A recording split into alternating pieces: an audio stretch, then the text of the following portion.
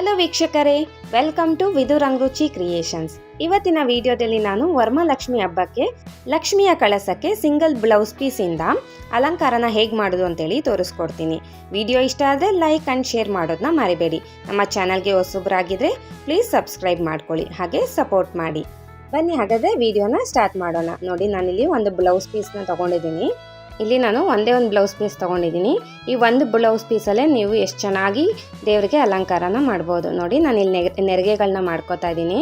ನಿಮಗೆ ಎಷ್ಟು ಚಿಕ್ಕದಾಗುತ್ತೆ ಅಷ್ಟು ಚಿಕ್ಕದಾಗಿ ನೆರಿಗೆನ ಮಾಡ್ಕೊಳ್ಳಿ, ತುಂಬ ಚೆನ್ನಾಗಿ ಬರುತ್ತೆ.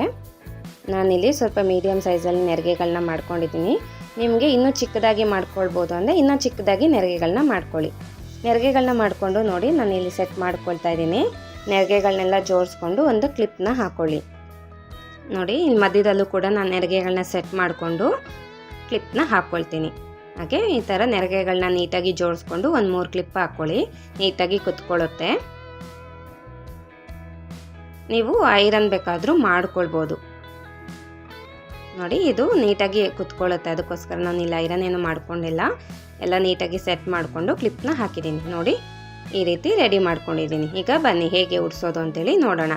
ಮೊದಲಿಗೆ ನಾನು ಒಂದು ಚಿಕ್ಕ ಟೇಬಲ್ ಥರ ಇಟ್ಕೊಂಡಿದ್ದೀನಿ. ಅದ್ರ ಮೇಲೆ ಒಂದು ತಟ್ಟೆಗೆ ನಾನು ಅಂದರೆ ಒಂದು ಪ್ಲೇಟಿಗೆ ಅಕ್ಕಿ ಹಾಕ್ಕೊಂಡು ಇಟ್ಕೊಂಡಿದ್ದೀನಿ. ಅದ್ರ ಮೇಲೆ ಒಂದು ಚಿಕ್ಕ ಚಂಬು, ಅದ್ರ ಮೇಲೆ ಇನ್ನೊಂದು ಚಂಬಿಗೆ ನಾನು ಸ್ಟೀಲ್ ಸ್ಕೇಲ್ನ ಕಟ್ಕೊಂಡಿದ್ದೀನಿ. ನಿಮ್ಮ ಹತ್ರ ಚಿಕ್ಕ ಕೋಲ್ ಏನಾದರೂ ಇದ್ದರೆ ಕೋಲ್ನಾದರೂ ಕಟ್ಕೊಳ್ಬೋದು. ನೋಡಿ, ಈಗ ನಾನು ಬ್ಲೌಸ್ ಪೀಸ್ನ ಈ ಥರ ಹಾಕ್ಕೊಂಡಿದ್ದೀನಿ.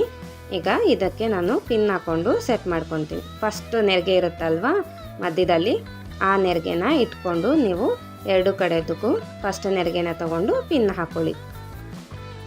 ನೋಡಿ, ಈ ಥರ ಪಿನ್ ಹಾಕ್ಬಿಟ್ಟು ಸೆಕ್ಯೂರ್ ಮಾಡಿ. ಟೈಮ್ ಇಲ್ಲ ಅನ್ನೋರು ಕೇವಲ ಒಂದು 5 ನಿಮಿಷದಲ್ಲಿ ಈ ಥರ ಒಂದು ಸಿಂಗಲ್ ಪೀಸ್ ಬ್ಲೌಸಿಂದ ನೀವು ತುಂಬ ಸುಂದರವಾಗಿ ಅಲಂಕಾರನ ಮಾಡ್ಕೊಳ್ಬೋದು. ನೋಡಿ, ಕೆಳಗಡೆ ಕೂಡ ನಾನು ನೀಟಾಗಿ ಜೋಡಿಸ್ಕೊಂಡು ಪಿನ್ ಹಾಕ್ಕೊಳ್ತೀನಿ. ಯಾರಿಗೆ ಟೈಮ್ ಇರಲ್ಲ ಬಟ್ ಚೆನ್ನಾಗಿ ಕಾಣಬೇಕು ದೇವರು ಅಂತ ಅಲಂಕಾರ ಮಾಡೋಕ್ಕೆ ಇಷ್ಟ ಇರೋರು ಈ ರೀತಿ ಸಿಂಗಲ್ ಬ್ಲೌಸ್ ಪೀಸಲ್ಲಿ ಎಷ್ಟು ತುಂಬ ಚೆನ್ನಾಗಿ ಮಾಡ್ಕೊಳ್ಬೋದು. ನೋಡಿ, ಇವಾಗ ನೆರಿಗೆಗಳನ್ನೆಲ್ಲ ಸೆಟ್ ಮಾಡ್ಕೊಳ್ಳಿ. ನೀವು ಇನ್ನೂ ಚಿಕ್ಕದಾಗಿ ನೆರಿಗೆ ಮಾಡಿಕೊಂಡ್ರೆ ಇನ್ನೂ ತುಂಬ ನೆರಿಗೆಗಳು ಬರುತ್ತೆ. ನೋಡಿ, ಈಗ ನಾನು ಒಂದು ದಾರನ ಕಟ್ಕೊಳ್ತೀನಿ. ಇಲ್ಲಿ ಡಾಬ್ ಹಾಕೋದಕ್ಕೆ ಫಸ್ಟ್ ದಾರ ಕಟ್ಕೊಳ್ಳಿ, ಆಮೇಲೆ ಡಾಬ್ ಹಾಕಿ. ನೀವು ಒಂದೇ ಸಲ ಡಾಬ್ ಹಾಕಿದ್ರೆ ಸ್ವಲ್ಪ ಲೂಸ್ ಆಗಿಬಿಡತ್ತೆ. ನೀವು ದಾರ ಕಟ್ಕೊಂಡ್ರೆ ನೀಟಾಗಿರುತ್ತೆ.